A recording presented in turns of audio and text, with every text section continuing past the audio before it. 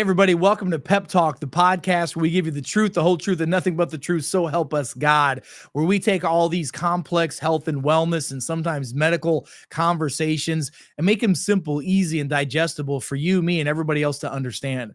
Our job is not just to give you the knowledge, but to give you some wisdom, which is how do you take that knowledge and apply it to your life to make your life happier, healthier, and ultimately wealthier. Hey, I'm your host, Dr. Eric Naputi. I'm going to be going with you on this journey today on Pep Talk. We're going to be talking about the global crisis of our healthcare system and the global crisis that we're having today as a society. Folks, I'm going to tell you something. Albert Einstein said it best. The definition of insanity is doing the same thing again and again and again, expecting a different result. Folks, we've got to step outside of the insanity. Let me read some statistics to you that are just completely mind-blowing. Look, in recent years, it's alarming the trends that we're seeing in global statistics that have emerged. I mean, we're seeing signals of profound and urgent crises, from infertility rates that are plummeting and chronic illness that's skyrocketing and autoimmune diseases that are on the rise, and cancer rates are continuing to climb. These trends clearly indicate that we have a problem, that our supposed healthcare system has failed us. And folks, if we continue going down this path and expecting a different result, well, that is just absolutely insane. Now, look, you may want to be involved in the insane asylum, but I don't.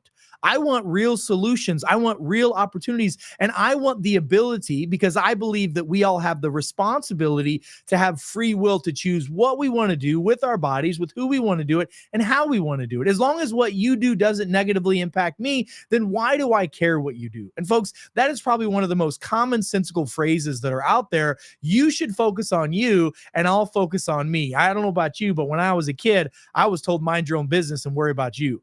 And the truth is that you should worry about that with your health. You know, we talk all the time that self-care is the real healthcare, but if you don't know how to take care of yourself, how can you possibly help yourself? And if you can't help yourself, you can't help other people.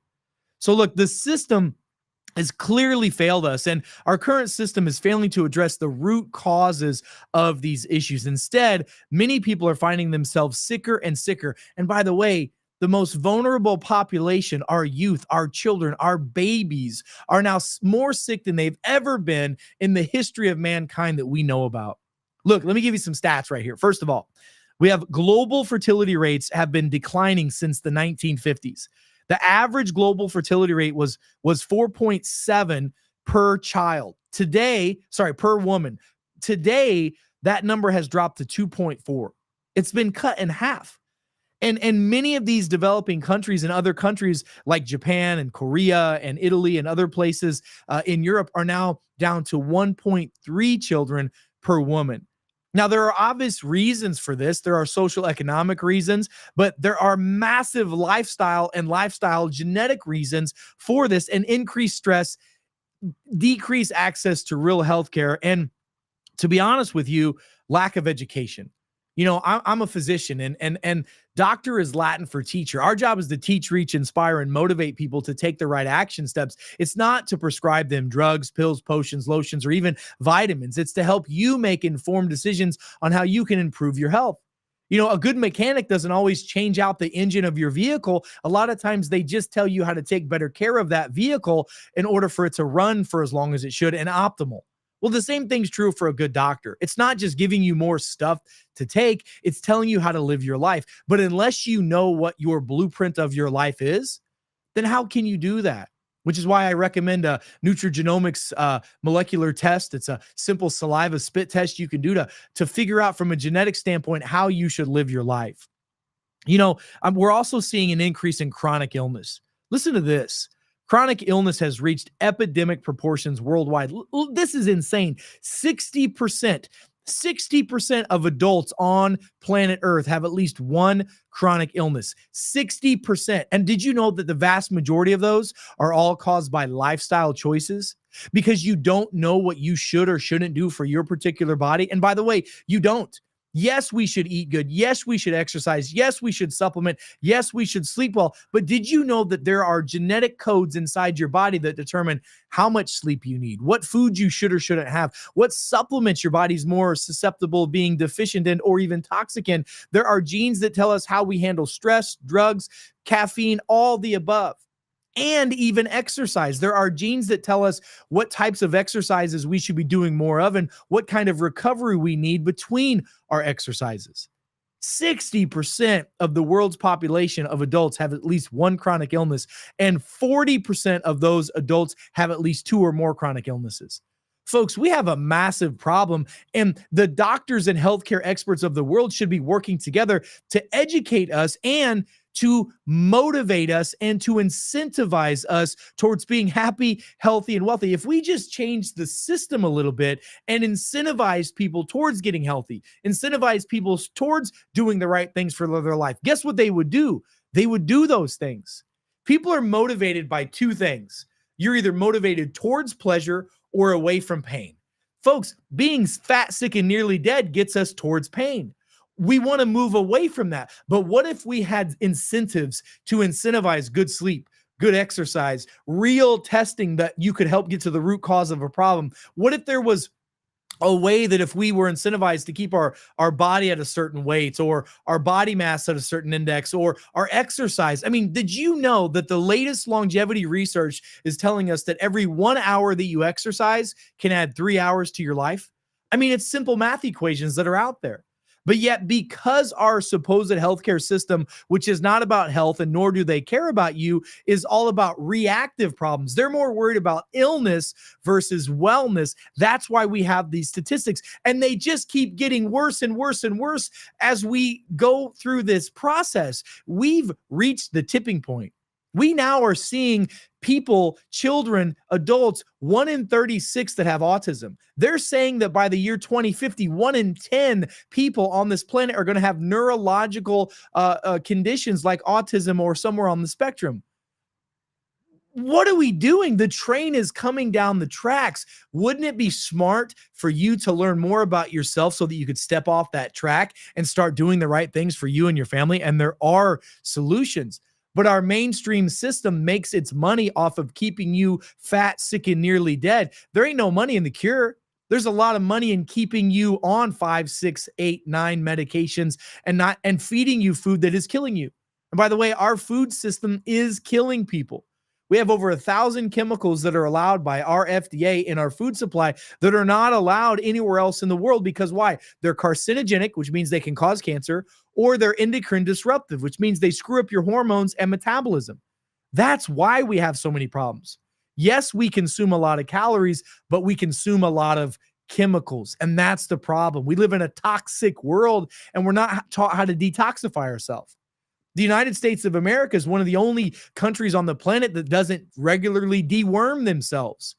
Every other mammal on the planet we know gets worms regularly, and every other country prioritizes using some type of natural solution or a pharmaceutical solution to get the pinworms and the tapeworms and all the other things out of our body regularly. But the United States doesn't even have a conversation about it. That is completely backwards, folks. I mean, look at this. Not only are we seeing a global increase in chronic illness, but since 1950, ladies and gentlemen, since 1950, we've seen a 68% increase in chronic illness for children. Do you remember, are you old enough as I am to remember whenever there was 2 types of diabetes? And they talked about that the first type of diabetes was type 1 diabetes. That's an autoimmune issue. By the way, there's a lot of contributing reasons why people have that. We're now finding genetic imbalances that contribute to that. People that have MTHFR and other genes have a higher susceptibility to type 1 diabetes. People that have early exposure to milk, processed milk at a young age, have a higher risk of developing type 1 diabetes. There's all kinds of data out there that shows that there's increased risk for this. But did you know that we used to also have type 2 diabetes, which was called adult onset diabetes? Children never got these. Now, because of our society and because of our food supply and because our children are now fat, sick, and nearly dead, it's now just called type 2 diabetes, and it can happen as young as 5 years old. This is completely crazy. And by the way, now we have a type 3 diabetes, which is if you ignore type 2 diabetes for long enough, it literally pokes holes in your brain, causes the blood vessels of your brain to compress. And now we get type 3 diabetes, which is early onset Alzheimer's. Folks, we can be in control of our life, but you have to understand how to take care of yourself, because the system that has failed us can't be responsible for your health. That system is reactive instead of proactive. Folks, there are so many things that you can do to improve the quality and function of your life, and it starts with knowledge. Knowledge is the most important commodity on this planet today. That's why they try to suppress the truth. Who are they? The people that are benefiting financially and from a power standpoint off keeping you fat, sick, and dead don't want you to know this. And they put out these just completely ridiculous articles like vitamins can hurt you. Vitamins can kill you. Food doesn't matter. Exercise doesn't matter. Run from those people. Don't walk away from them, because they have an agenda, and their agenda is not to keep you healthy. Let me give you some more instances. We are now seeing a massive rise in autoimmune issues. Autoimmune disease is where the body's immune system cannot recognize itself versus foreign invaders, and it starts to attack the tissues. Did you know, by the way, that there are two major causative and correlative reasons why autoimmune increase in the body? There's three, actually. One is genetic imbalances. There are certain genes that don't allow the body to methylate, like MTHFR, MTRR, and a couple other methylation genes. That's one problem. Number two is people have an imbalance in their gut bacteria. We get over the age of 30, we lose 90% of the function of our GI tract, its ability to have good, healthy bacteria and fungi in there. And our immune system, 90% of our immune system is in that gut. So if the gut's not working, the immune system can't work. And then we get autoimmune issues. And then the final thing is we get problems with our vagus nerve. The vagus nerve is the brain-gut connection nerve. Well, 90% of that vagus nerve lives in your GI tract. So if you have problems with your digestive issues, and 95% of the population has leaky gut, the vagus nerve can't fire. Now your brain can't fire. Now the immune system is super confused. And by the way, 10% of that vagus nerve lives in the upper part of your neck. So if your neck is out of alignment or not moving well, that vagus nerve can be problematic. That also could contribute to autoimmune issues, could also contribute to GI problems. The list goes on and on. Listen to this statistic. Over the last 3 decades, the prevalence of autoimmune has increased by 5 to 10% annually. Over the past few decades, depending upon the specific disease and conditions, things like rheumatoid arthritis, lupus, multiple sclerosis, type 1 diabetes, they're now becoming more common. Why is that? Because we have more access to drugs. We have more health insurance than ever. There are more doctors on the planet than there ever have been, and there are more hospitals than ever have been, and there are more vaccines that have ever been given. So why are we getting sicker as a society when people have more access to more drugs and more of that system? Why are we getting sicker? Because the reality of it is that the farther we get away from how our body was designed, and you are divinely designed to be in nature, to eat well, sleep well, move well, think well, breathe well, and you'll be well.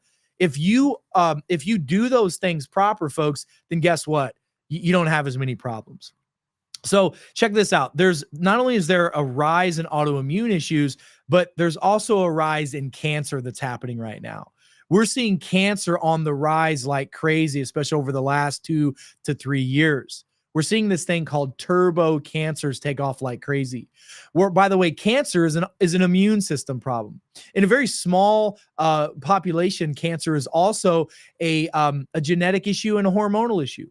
But that's that's 8 to 12% of the total accounts of cancer that are out there. So why are we not focusing on improving immune system function? Why are we not focusing on improving gut function? Why are we not improving the fundamental basics of what health really is? Health is a balance of our body physically, chemically, and neuro-emotionally.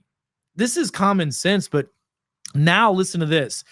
The World Health Organization just came out and declared that by the year 2040, if we continue on the path that we're on, cancer is going to increase by 50%. 50%. That's 30 million new cases a year of cancer happening, including everything from colorectal to breast cancer to prostate and so much more. Folks, the system is broken. It is a grim sight to see. And most people are becoming sick and don't realize that they are the solution, that they can help themselves. Physician, heal thyself is where it should be. But we've got to get back to the fundamentals of what's really true. You cannot be healthy unless you are eating healthy. You can't eat healthy if you're eating the standard American diet. And by the way, if you're not taking supplements, there is zero, zilch, nada, not even one. Round that zero up, it's still zero chance of you getting all the vitamins and nutrients that you need on a daily basis. Our body needs 92 essential nutrients every single day to do the function it's supposed to do. That's nowhere in the standard American diet. Plus, you're not getting the fiber that you need. 95% of the world's population is deficient in the prebiotic, the fiber that keeps our intestinal tract clean and that feeds our probiotics and bacteria in our system.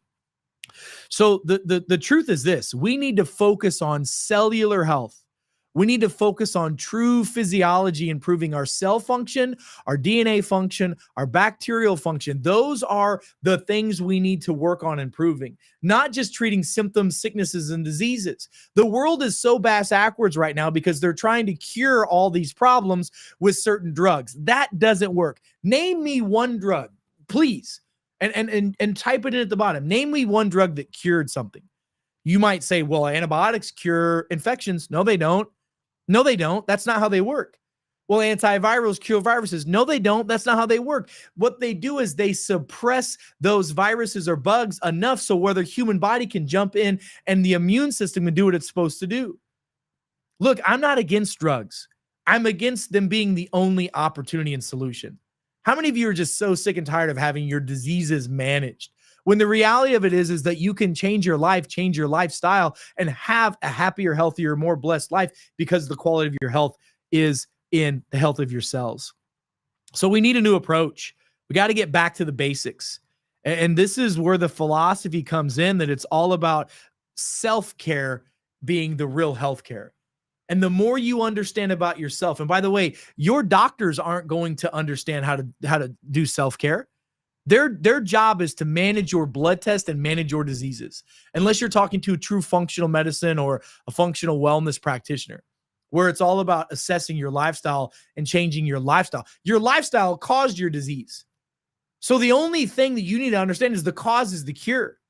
If living X, Y, and Z and doing the wrong things led to the root cause of the problem, or is the root cause of the problem, then over time, doing the right things can potentially reverse those issues. And you can't tell me it can't be done. I've been doing it in my private practices with hundreds of thousands of people over the last 2 decades.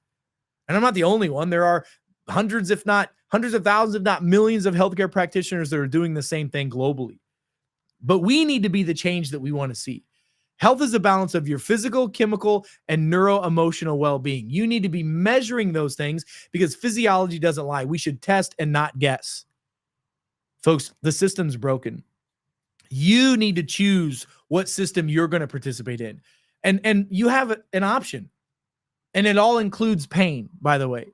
You have the option of the pain of the same or the pain of the change. The pain of the same is doing the same thing again and again and again and praying for a different result, which is never going to happen. And you're going to have the same life that your family, your friends, your loved ones had, which is fat, sick, nearly dead, not being able to do the things you want to do, but being bound to symptom, sickness, and disease. And the financial burden of symptom, sickness, and disease is the number one leading cause of all bankruptcies on the planet to this day. Or you can have the pain of the change. The pain of the change is, well, changing. And it's not that painful. It's only painful at first because your mental, emotional life, your brain is stuck in these old patterns that was the pain of the same. But you have to, at one point, decide, like, enough is enough. I'm ready to make some changes in my life. And you know what? I know it's going to suck short term, but man, the pain of the change, what's on that other side of that door is freaking beautiful. And I don't care where you're at in your life. You could be a couch potato riddled with all kinds of problems, and little bitty tweaks in your lifestyle can lead to peaks in your health over time. I just want you to know that you're in control. You have the ability, and therefore you're the only one that has the responsibility to change your life and change your health. Nobody can do it for you. No healthcare practitioner, no magic pill, no magic potion, no magic lotion. It's completely up to you. The question is, what are you willing to do? You have an opportunity to make a change now, but that opportunity only lasts within that lifetime of that opportunity. And every day that goes by, that opportunity for change is getting smaller. So just like many of you have already chosen, the pain of the change is what you should do. Change the way you think, change what you listen to, change who you hang out with, change your patterns, change your routine. You do that consistently enough, I'm telling you, The pain of the change is only temporary. And within less than 2 months, typically most people in 45 days or less can have a complete shift in their cellular well-being, which ultimately will change the way they physically, chemically, and neuroemotionally feel. So, folks, I told you we were going to have an interesting conversation today. I want you to go back and watch this podcast and share this with people that you know could benefit from this. Go to our website. It's peptalk.world. That's peptalk.world. Go to all of our social media sites, share, like, subscribe, all those things, because, folks, the truth will set you free. But you, ladies and gentlemen, have to look for the truth. You have to ask the quality questions. I think a good podcast and a good practitioner is going to give you the map, the keys in the car, but you ultimately still got to drive it.